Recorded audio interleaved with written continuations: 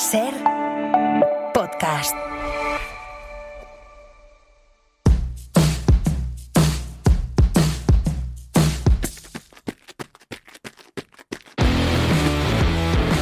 Hola, muy buenas, bienvenidas una semana más a Ser Runner, un episodio que vamos a utilizar después de la semana de Pascua para cerrar un círculo que abrimos justo antes de la Semana Santa. Hola, Verónica Gómez, muy buenas. Yone Gaña, muy buenas. Y es el de Tiangong, que ya ha entrado en la historia.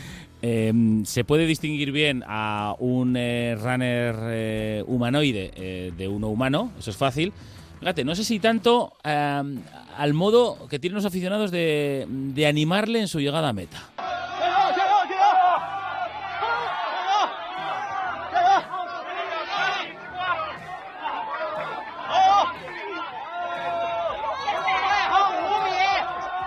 A ver, son aplausos, es una forma de jalear que podemos considerar histórica en buena lid porque es el ánimo al primer robot que completa una media maratón en la historia de la humanidad. Con su camiseta, sin gorra, porque entiendo que no le hacía falta. En la camiseta llevaba el dorsal 60.901, ese era el que tenía Tiangong, este primer robot humanoide que ha cruzado la línea de meta en una media maratón.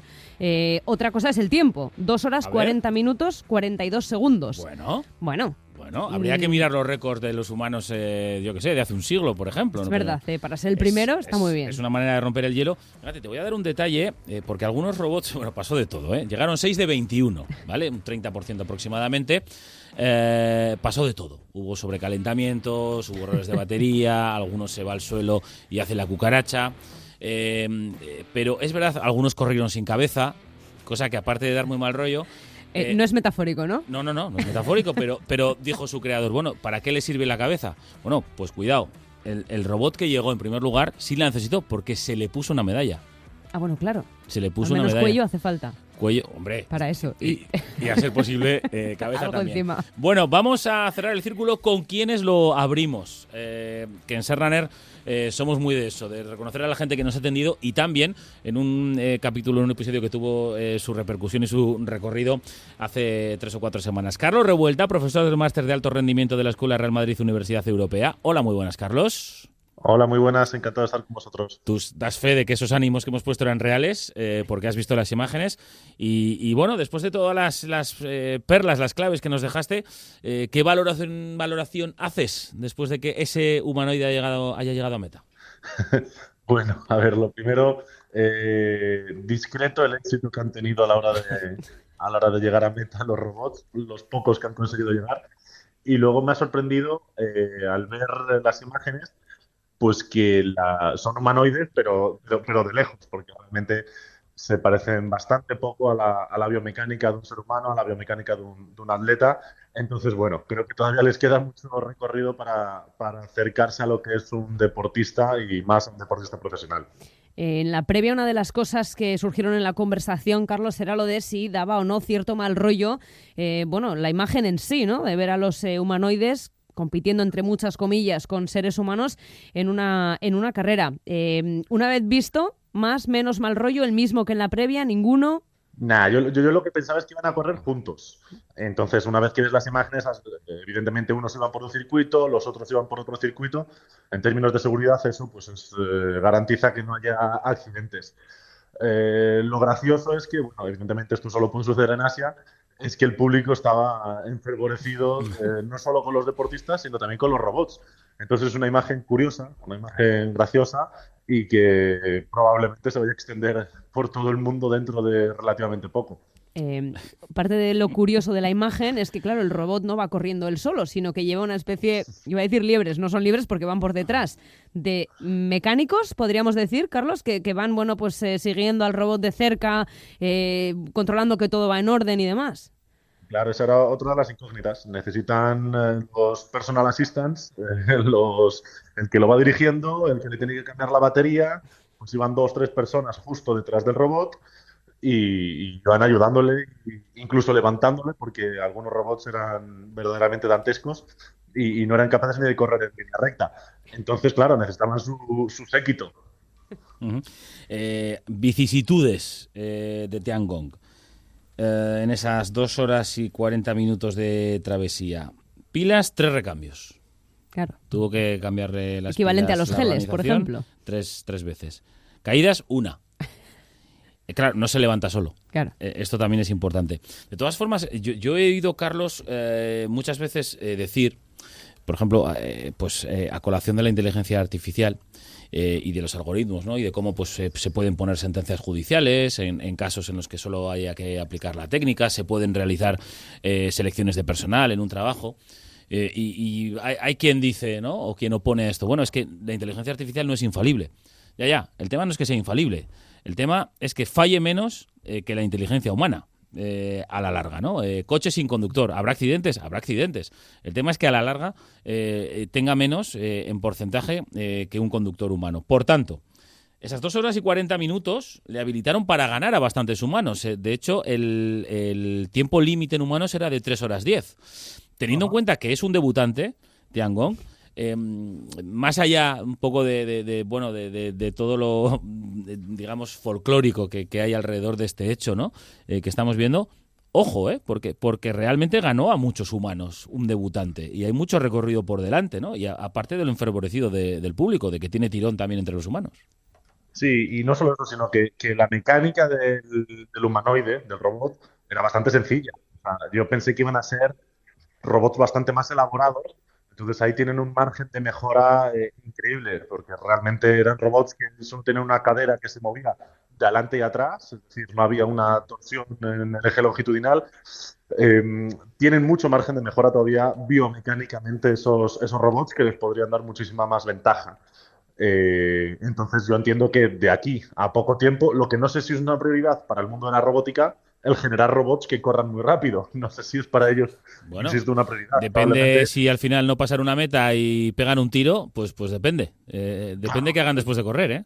Claro, es que esa es la historia. Lo que pasa es que probablemente para que un robot se desplace rápido, igual la mejor idea no es que imite a un ser humano, sino que imite a otra cosa. Ya. Entonces, por eso digo que igual la forma humanoide no es la más adecuada para que se desplacen rápido. Pero desde luego, si ellos lo estiman como una prioridad, de aquí a muy poco tiempo van a poder hacer humanoides que corran bastante más rápido. O sea, quitándole los pies y poniendo una especie de cinta, ¿no? Digamos, por la que avance, equivalente a muchos vehículos militares que creo que todos tenemos en la cabeza, Carlos. Por ejemplo, o imitando a animales que están destinados a moverse mucho más rápido que lo que está destinado al ser humano, que no es un animal que esté destinado a moverse muy rápido. Ya. ¿En qué otras cosas les ves margen de mejora más o menos fácil una vez vistas las imágenes de esta primera carrera? Pues es que eran bastante básicos, para mi modo de ver, bastante básicos. Entonces, todo lo que es el movimiento de impulsión, carecían de tobillos, por ejemplo, eran simplemente una articulación de la cadera y mínimamente de la rodilla. Ya te digo que con una mínima torsión de la cadera en otro eje, pues van a poder avanzar mucho más. Y si aumentan el stiffness, aumentan la energía de vuelta gracias a una especie de tobillo o una especie de muelle que puedan poner en esa zona, pues evidentemente creo que podrían hacer que tuviesen una amplitud de paso mucho mayor, que la amplitud de paso era mínima. Sí. Casi de marcha, ¿no? Sí, era una especie de la marcha, ¿no? Un poco rara, un poco rara. No había amplitud de paso realmente, no había fase de vuelo. Entonces, creo que por ahí pueden tener mucho margen de mejora. Es que es verdad que el pie del robot era completamente plano cuando las zapatillas que actualmente se utilizan en los maratones, sobre todo por los grandes profesionales de esta disciplina, no son rectas, sino que tienen una curvatura en la parte de abajo para, efectivamente, bueno, pues aprovechar, ¿no?, esa energía en el impulso del cuerpo. La última, Carlos, desde tu conocimiento profesional, en la organización de la prueba se ha vendido mucho eso de que es una iniciativa innovadora que va mucho más allá de una carrera. No sé, en ese aspecto, ¿qué lectura haces de todo lo que ha sido esta primera experiencia con los humanoides? Bueno, entiendo que detrás habrá intereses de grandes marcas comerciales, de grandes marcas de tecnología, pero también me consta que grandes robots o que robots famosos con forma humanoide no han participado. Entonces, desconozco hasta dónde llega el alcance de este tipo de pruebas o cuál era la intención. Pero tratándose de un gigante como Asia en términos tecnológicos, si ellos se ponen como objetivo que esto sea una prioridad, estoy convencido de que dentro de poco va a haber más carreras de este estilo o de que esto se va a implementar en otras carreras, en otros eventos, desde luego. Así que seguramente no será la última llamada que tengamos que hacerte. Carlos Revuelta, profesor del Máster de Alto Rendimiento de la Escuela Real Madrid Universidad Europea. Así que por lo pronto te agradecemos esta doble participación gracias a Tiangong en Ser Runner y nada, para la próxima carrera seguramente volveremos a hablar. Un abrazo fuerte, gracias. Muchísimas gracias. Y de Carlos Revuelta a su partener, también hace poco menos de un mes, cuando abordamos por primera vez la previa de esta carrera. Unai Zabala, desde la Facultad de Ciencias de la Computación e Inteligencia Artificial de la UPV. Hola, profesor Zabala, muy buenas. Muy buenas. Valoración, así, un poco vistas las primeras imágenes que nos llegan desde China. Pues bueno, un poquito lo que veía la comunidad que iba a pasar, ¿no? Que sí que han hecho una demostración tecnológica importante, pero que queda muchísimo camino por hacer. Veíamos como prácticamente la minoría, por no decir ningún robot, era autónomo, la mayoría eran guiados por control remoto. Encima ha habido un montón de problemas de sobrecalentamiento de motores, de robots que no eran capaces siquiera de seguir la marcha. Y los pocos que lo consiguieron, que creo que fueron 3 o 6, no me acuerdo muy bien. 6 de 21. 6, pues lo hacían a una velocidad que en comparación con la de los humanos pues, dejaba mucho que desear. Entonces, pues bueno, una demostración muy, muy visible, muy espectacular, pero que tampoco nos demuestra mucho a la gente que ya está un poco en la comunidad y al tanto de las últimas tecnologías y últimos avances. Pero Unai, por añadir, yo le decía a Carlos, ¿no? Es verdad que la velocidad pues es bastante modesta en comparación con los humanos que sí saben y pueden correr 21 kilómetros.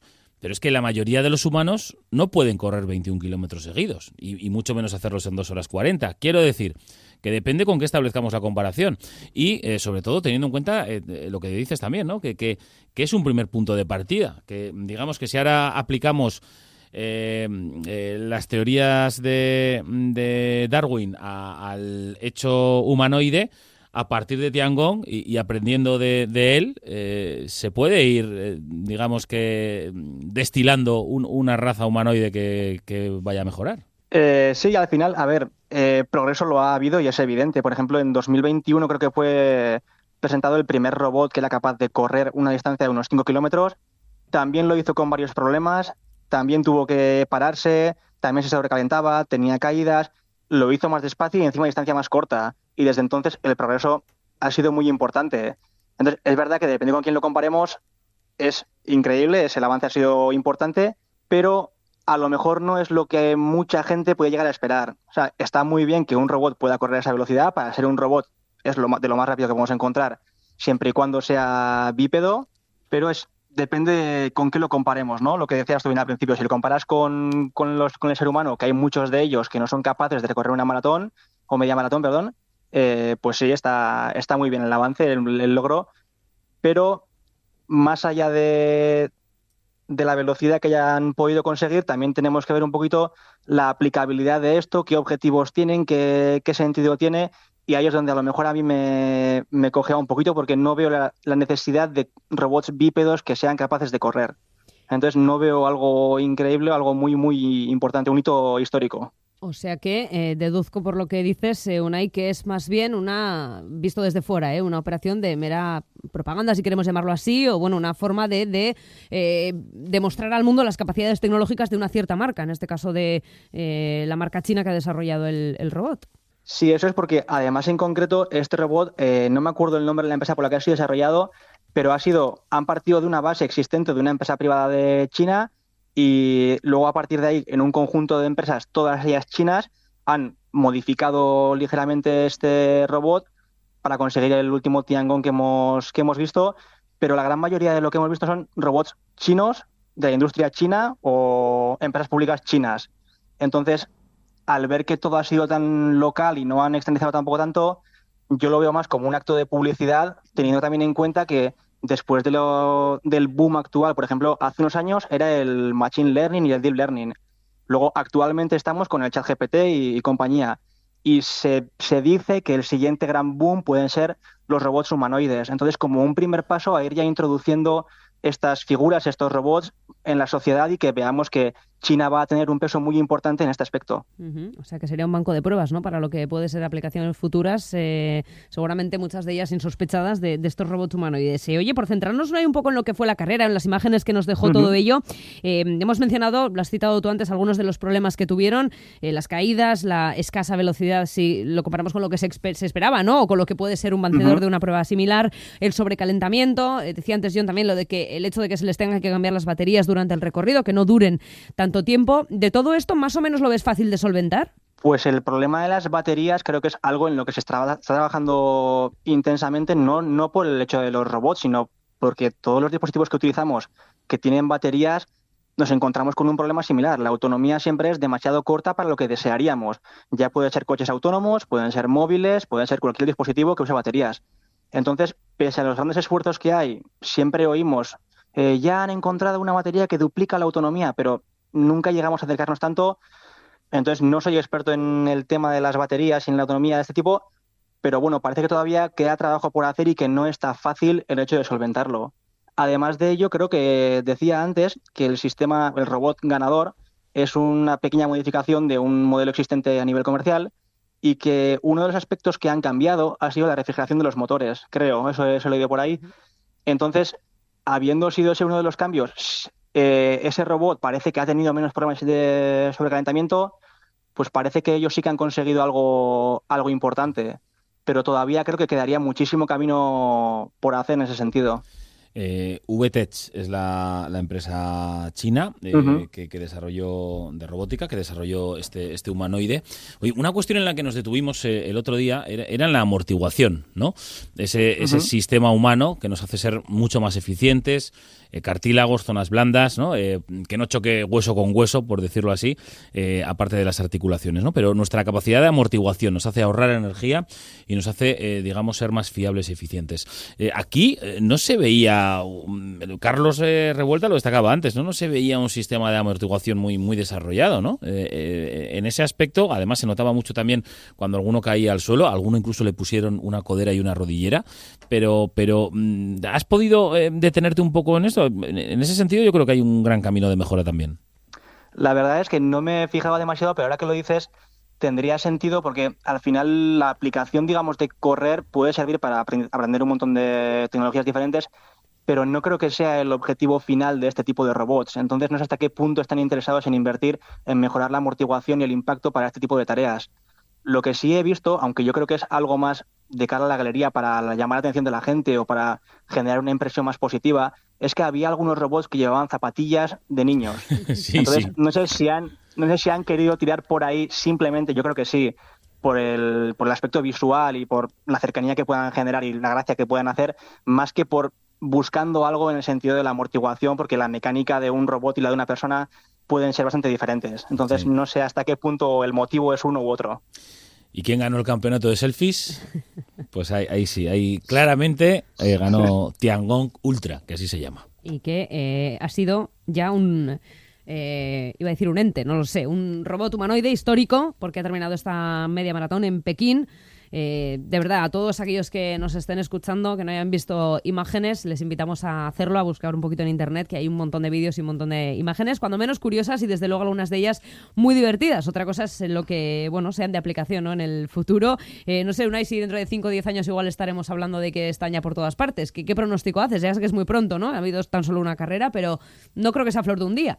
Bueno, no creo que, como bien dices, no se hará de un día para otro, pero sí que estamos viendo poquito a poco, a lo mejor no este tipo de bípedos, pero sí robots sociales cada vez más en ámbitos como pueden ser en museos, restaurantes, en zonas así. Entonces, no descarto que en un margen de 5 o 10 años podamos ir viéndolos en cada vez más ámbitos. Por ejemplo, en residencias de mayores como asistencia tanto para cuidadores como para residentes, y creo que pueden tener una gran relevancia. Pero de momento, estamos viendo unos primeros pasos y vamos a ver cómo evoluciona esto y cómo se implementan las tecnologías para ver la aceptación que también tiene en la sociedad, que al final es quien determina si una tecnología va a acabar siendo adoptada o no. Entonces ya iremos viendo. De momento tenemos ya la primera carrera del mundo que ha contado con participación oficial de robots, Tiangong y su medalla, protagonistas ya en la historia de este deporte de una u otra forma. Unai Zabala, profesor de la Facultad de Ciencia de la Computación e Inteligencia Artificial de la UPV. Mil gracias, como le hicimos en la previa, por haber valorado con nosotros lo que ha sido el impacto de Tiangong y compañía. Un abrazo fuerte. Muchas gracias, cargas con vosotros. Agur. Para no perderte ningún episodio, síguenos en la aplicación o la web de la SER, Podium Podcast o tu plataforma de audio favorita.